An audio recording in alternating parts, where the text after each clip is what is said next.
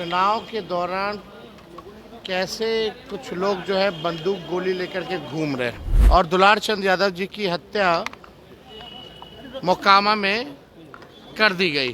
तो ये क्या है, किस प्रकार के किस प्रकृति के लोग जो है बिहार को कब्जा किए हुए हैं।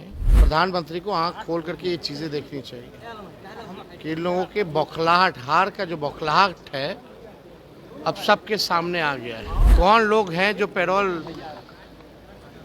पर इन लोगों को बाहर किया, कौन लोग हैं जो इन अपराधियों को संरक्षण देने का काम कर रहे हैं। चुनाव का समय है और चुनाव के समय मोकामा काफ़ी प्रचलित रहता है और आज मोकामा में दुलारचंद यादव जो नेता हैं वो किसी पार्टी के समर्थन में भी काम कर रहे थे और आज दो गुटों में झड़प हो गई जिसमें दुलारचंद यादव को गोली से भून दिया गया, जिसको लेकर नेता प्रतिपक्ष तेजस्वी यादव ने बिहार सरकार पर हमलावर होते हुए उन्होंने साफ तौर पे कहा कि आचार संहिता चल रहा है और इस समय लोग बंदूक लेके घूम रहे हैं, तो ये बिहार सरकार कैसे अपराधियों को पेरोल पे बाहर करके अपराधियों को संरक्षण देती है और लोगों की हत्या करवाती। क्या कुछ कर रहे तेजस्वी यादव, हम आपको बयान सुना रहे हैं।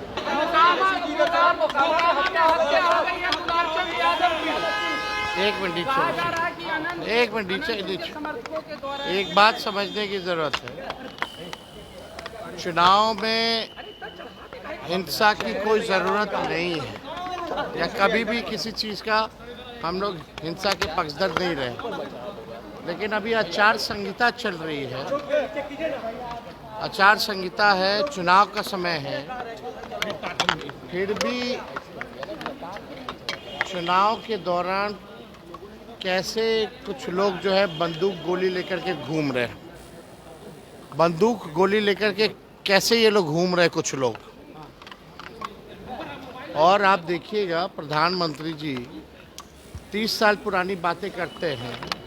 30 मिनट पहले क्या हुआ, आज एक एएसआई की सिवान में गला रेत करके मार दिया गया और दुलार चंद यादव जी की हत्या मोकामा में कर दी गई। तो ये क्या है, किस प्रकार के किस प्रकृति के लोग जो है बिहार को कब्जा किए हुए हैं अब समझ में आ रहा है लोगों को।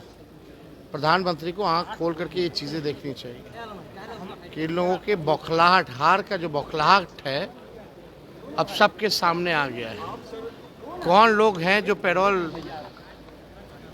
पर इन लोगों को बाहर किया, कौन लोग हैं जो इन अपराधियों को संरक्षण देने का काम कर रहे हैं और चुनाव में बंदूक लेकर के आचार संहिता में घूम रहे हैं। तो ये कौन सा राज कहा जाएगा। ये लोग हार के बौखलाहट से डरे हुए हैं। बिहार की जनता जो है करारा जवाब इन लोगों को देगी और किन किन प्रकृति के लोगों ने बिहार पर कब्जा रखा है। कभी 200 राउंड गोलियां चलाते हैं, कुछ नहीं होता है।